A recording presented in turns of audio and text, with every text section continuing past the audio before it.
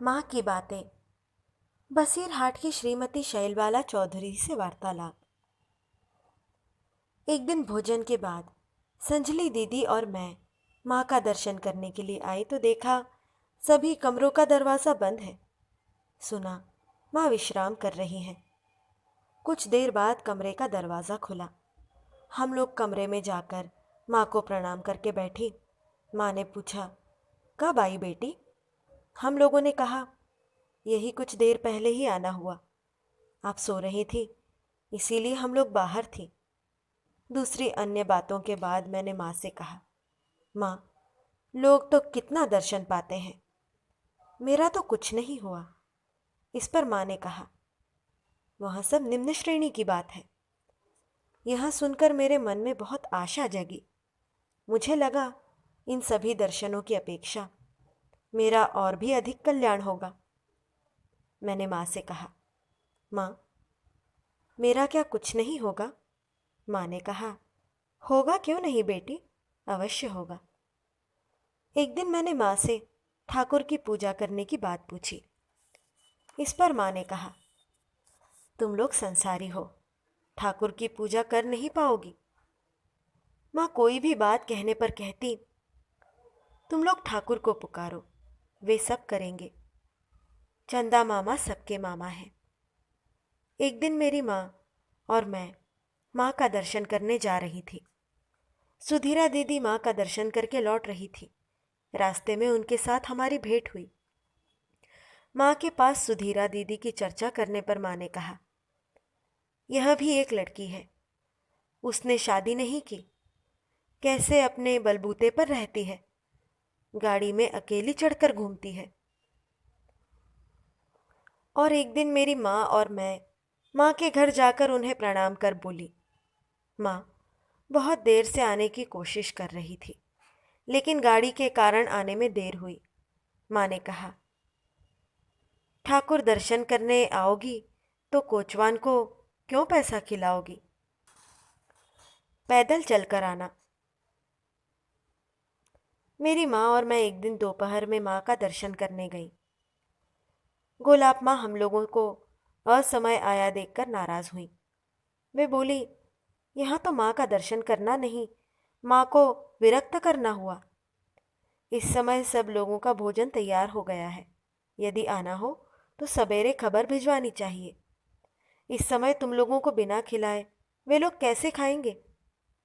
गोलाब माँ ने माँ से भी कहा, तुम्हारा तो ऐसा स्वभाव हो गया है, जो भी माँ कहकर आएगा बस पैर बढ़ा दोगी। माँ ने कहा, क्या करूँ गोलाब, माँ कहकर आने पर मैं रुक नहीं पाती। अपनी माँ के साथ मैं जब श्री श्री माँ का दर्शन करने जाती तो मेरी माँ को घर का काम निपटा कर जाते जाते रोज़ ही देर हो जाती। श्री श्री माँ के घर जाने के पहले ही डर लगता, कहीं गोलाब माँ सामने न दिख जाए। देर करके आने से वे नाराज़ होती। एक दिन श्री श्री माँ ने उनसे कहा, क्या करोगी जी, वे लोग सब कुछ निपटा कर ही तो आएंगी। माँ को प्रणाम कर हम लोग विदा ले रही थी तो माँ ने कहा, ऐसे ही जाओगी? हम लोगों ने कहा, घर पर भात बना रखा है, आपका दर्शन करके चली जाएंगी। श्री माँ की इच्छा हम लोगों को प्रसाद खिलाने की थी। आखिर में वे बोली, अच्छा बेटी, फिर आना, नहीं तो गुलाब फिर नाराज होगी। नारियल के खोल में माँ ने हम लोगों को थोड़ा अन्न प्रसाद दिया। उसे लेकर हम लोग घर लौटे। श्री श्री माँ के श्री चरणों में फूल चढ़ाने की इच्छा लेकर एक दिन मेरी माँ और मैं फूल, बिल्वपत्र और तुलसी लेकर माँ के घर पहुँची। गोलाब माँ तो हम लोगों को देखते ही क्रोधित हो उठी। हम लोग चुपचाप खड़े रहे।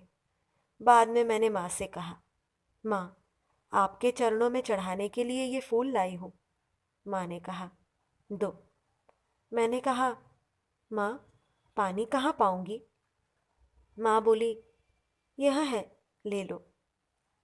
पानी लेकर सामान्य ढंग से माँ के चरणों में थोड़ा छिड़क कर फूल, बिल्वपत्र इत्यादि चढ़ाने जा ही रही थी कि माँ ने कहा, तुलसी बिल्वपत्र मत चढ़ाओ, केवल फूल चढ़ाओ। केवल फूलों से उनके चरणों की पूजा करके प्रणाम करने के बाद मैंने पूछा, माँ, यह फूल क्या करूँगी? माँ ने कहा, लेती जाओ। किसी भक्त के द्वारा मैंने अपने पहले की हरिनाम जप की एक माला और एक नई रुद्राक्ष की माला माँ के पास भिजवाई थी। माँ ने नई माला पर अपने हाथ से जप किया था। पुरानी माला के संबंध में माँ ने कहा, वह तो पुरानी माला है। लेकिन भक्त के कहने पर माँ ने इस पर भी जप कर दिया था। बाद में मैं जब माँ के पास गई तो पूछा, रुद्राक्ष की माला पर क्या मंत्र जप करूँगी? माँ ने बता दिया। मैंने पूछा, हरिनाम की माला से भी क्या यह मंत्र जप करूँगी? माँ ने कहा, वह तो हरिनाम की माला है। हरिनाम की माला जपने में अधिक समय लगता है। माँ ने रुद्राक्ष की माला से जो मंत्र जपने को कहा था, हरिनाम की माला से उस मंत्र के जपने से जब जल्दी होगा, यह सोचकर मैंने माँ से फिर से हरिनाम की माला जपने की बात पूछी। माँ मेरे अंतर की बात जानकर बोली, वैसा ही करो, जल्दी होगा। माँ को लाल किनारे की साड़ी देने के लिए संजली दीदी ने एक रात स्वप्न देखा, इसलिए वे एक लाल किनारे की साड़ी खरीदकर माँ के घर गईं। मैं भी उनके साथ गई। संजली दीदी ने माँ को प्रणाम कर स्वप्न की बात सुनाई और साड़ी को माँ के चरणों में रखा। माँ ने थोड़ा हंसकर साड़ी हाथ में ले लिया और पहन लिया। थोड़ी ही देर बाद साड़ी उतार कर बोली, कैसे पहनूं बेटी? लोग कहेंगे परमहंस देव की पत्नी लाल किनारे की साड़ी पहनी है। रहने दो, जब लाई हो तो यही पहनकर नहाने जाऊंगी। माँ जल्दी ही उड़ीसा जाएंगी, यह जानकर हम लोग उस दिन लौट आईं। इसके बाद जब वे लौट कर आईं तो मैं और संजली दीदी उनका दर्शन करने बाग बाजार गई। पूरी की बहुत सी बातें हुई।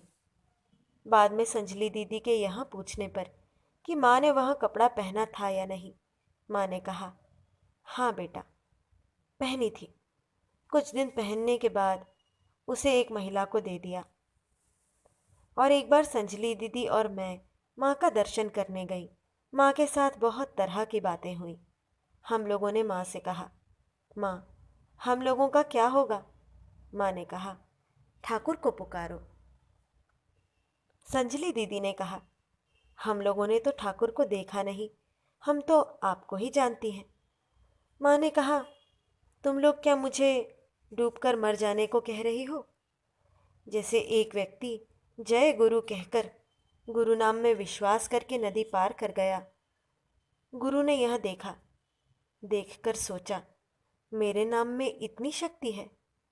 वे मैं कहकर पानी में उतरे, बाद में डूबकर मर गए।